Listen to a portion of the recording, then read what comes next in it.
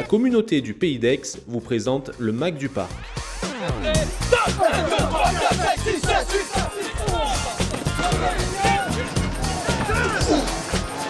Premier plaquage positif, imagine-le, son premier déblayage. Bonjour à tous, heureux de vous retrouver comme chaque vendredi pour le MAC du Parc. Dans ce numéro, un sujet sur nos stages multisports. Cette année, le club a enregistré un record de fréquentation avec près de 400 enfants répartis sur chaque période de vacances scolaires. Courage, dévouement pour ses coéquipiers, solidarité et surtout beaucoup de plaisir, ce sont les maîtres mots de ces vacances Made in le Parc. Nous avions suivi l'une de ces séances d'entraînement. Vous découvrirez cette expérience en images. Dans ce mag, il sera également question de réaction. Comment les Noix, après leur défaite dans le choc au sommet face à Mâcon, se préparent-ils pour renverser la tendance défavorable du moment? Nous les avons accompagnés durant leur entraînement physique et on vous garantit que ça pousse du lourd, du très lourd. Mais tout de suite, pour ouvrir ce deuxième numéro, l'image de la semaine avec un parc au cœur d'un projet cinématographique. Cette semaine, les séances de mêlée menées par Gilbert Doucet ont en effet servi de décor aux producteurs de Forge Animation qui tournent actuellement un film de science-fiction à la sauce Avatar. Nous les avons rencontrés, le MAC du Parc numéro 2, c'est parti!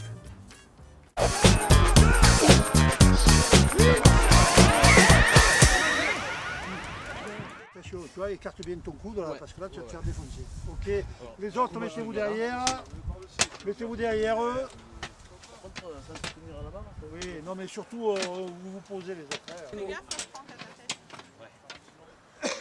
Allez, rentrez, non, rentrez, posez-vous. Posez-vous. Oui, mettez-vous en place, ok. Vous prenez des photos là, on est bien. Poussez doucement, 8-9. Oui. Attends, ralentis. On est là parce qu'on fabrique un film d'animation et aussi un jeu vidéo et une série de bandes dessinées basée sur un livre qui s'appelle La Horde du Contrevent et qui raconte l'histoire de 15 hommes et femmes qui doivent se grouper pour supporter des vents qui dévastent leur planète et qui vont à plus de 600 km/h. Et donc tous les jours, ils affrontent ces vents pendant toute leur vie. Et donc leur seule chance de survie, c'est de se lier les uns aux autres et de se connecter entre eux et au monde extérieur. Et donc on trouvait que les valeurs du livre et de l'histoire étaient proches de celles du rugby, parce que c'est l'histoire d'un groupe et pas de personnalité.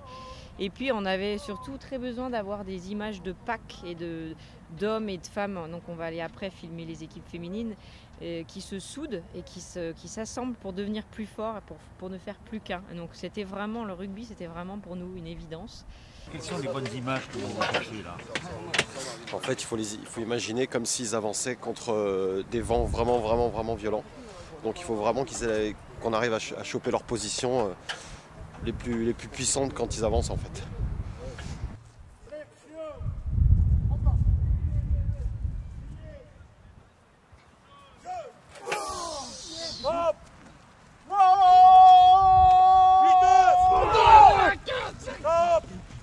Pourquoi avoir choisi le Pays d'Aix Rugby Club? Quand on a monté la société, on aurait pu la mettre à Paris très facilement. C'était même plus facile pour nous parce que toutes les chaînes, tous les studios de cinéma et tous les distributeurs sont là-bas.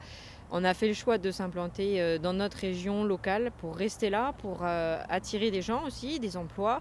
Donc derrière, tout notre schéma de raisonnement est comme ça. On fait travailler toutes les entreprises qu'on peut autour de nous. Pour quand est-ce qu'est prévue la sortie de ce film d'animation? Le film et le jeu vidéo sont en tout début de fabrication maintenant. Il faut 2 ans pour les fabriquer. On n'a pas encore non plus tout le financement parce que c'est un budget global pour fabriquer le tout de 40 millions de dollars, donc à peu près 45 à 50 millions d'euros, c'est beaucoup. Donc il nous en manque encore une grosse partie, on va dire les 2/3. Donc pour l'instant, moi dans mon rêve le plus fou, ça sortirait début 2017, les deux. Donc un jeu vidéo pour les nouvelles plateformes, nouvelle génération, PS4, Xbox One et PC, et un film pour le cinéma en 3D relief, en numérique. Flexion, voilà. Et un bon cri. Quand vous voulez. 2, 3.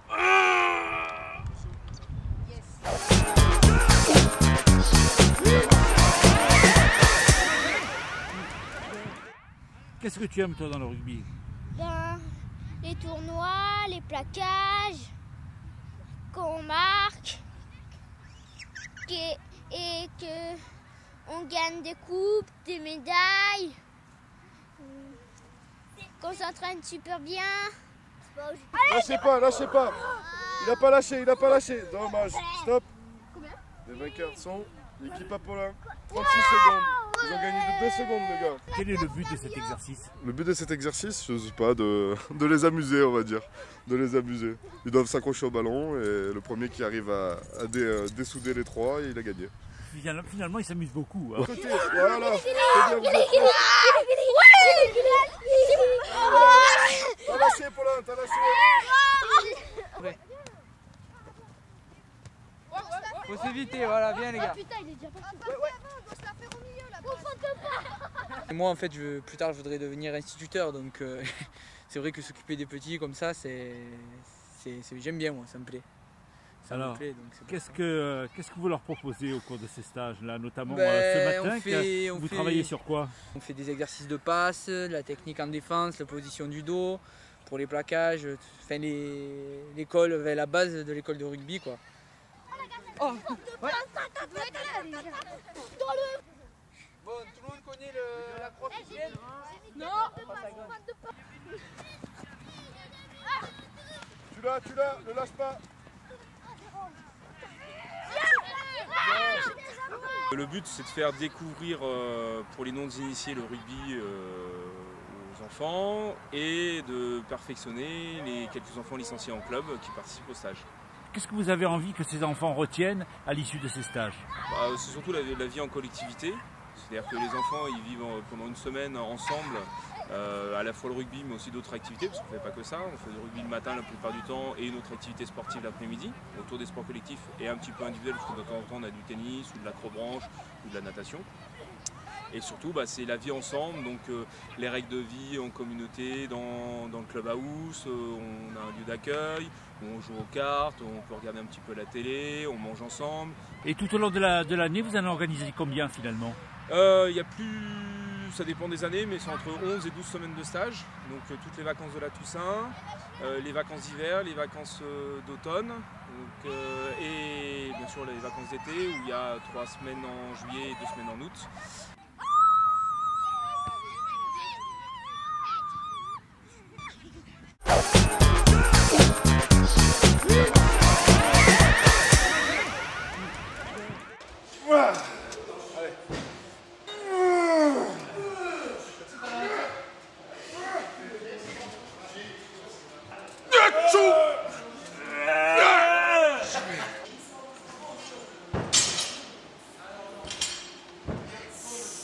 Bibi, c'est votre plan de travail ça? Exactement, ouais. Sans ça, je suis perdu, quoi. C'est-à-dire, explique-nous un petit peu ce qu'il y a là-dessus. Et ben, chaque semaine, en fait, on a un programme.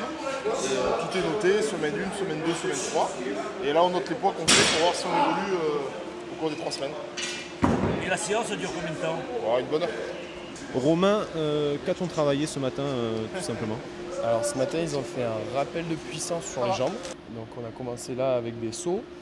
Et après on a fait un travail contrasté sur le haut du corps, donc ils ont fait de la force. Et après on a fait ce qu'on appelle un bulgare, donc on a alterné des séries lourdes et des séries plus légères en accélération. Ce que vous avez vu, quand ils enlèvent, ils remettent des disques, ils enlèvent. Voilà. Et après un petit renforcement sur le bas du corps pour prévenir les blessures. Et un petit peu d'abdominaux et voilà. C'est une petite séance parce que c'est une semaine de compétition, donc on fait léger.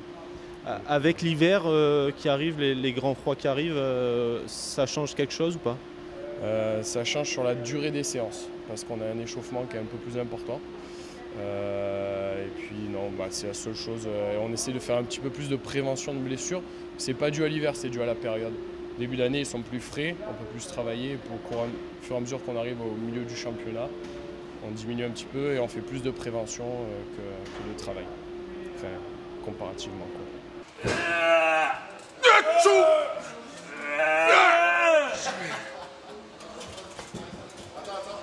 Est-ce que les résultats d'une équipe influent sur le programme de la préparation physique?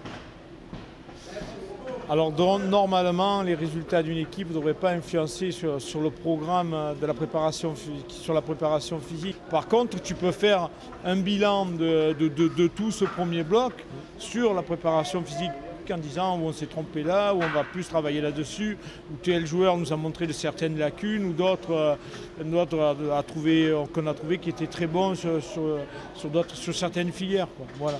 Mais ça ne devrait pas influencer énormément, rentrer dans une sinistrose, on n'est pas bien physiquement et on va les matraquer pendant cette semaine pour qu'on soit bien avec Romain. À la sortie, ça peut être tranchant, les mecs peuvent être usés et fatigués.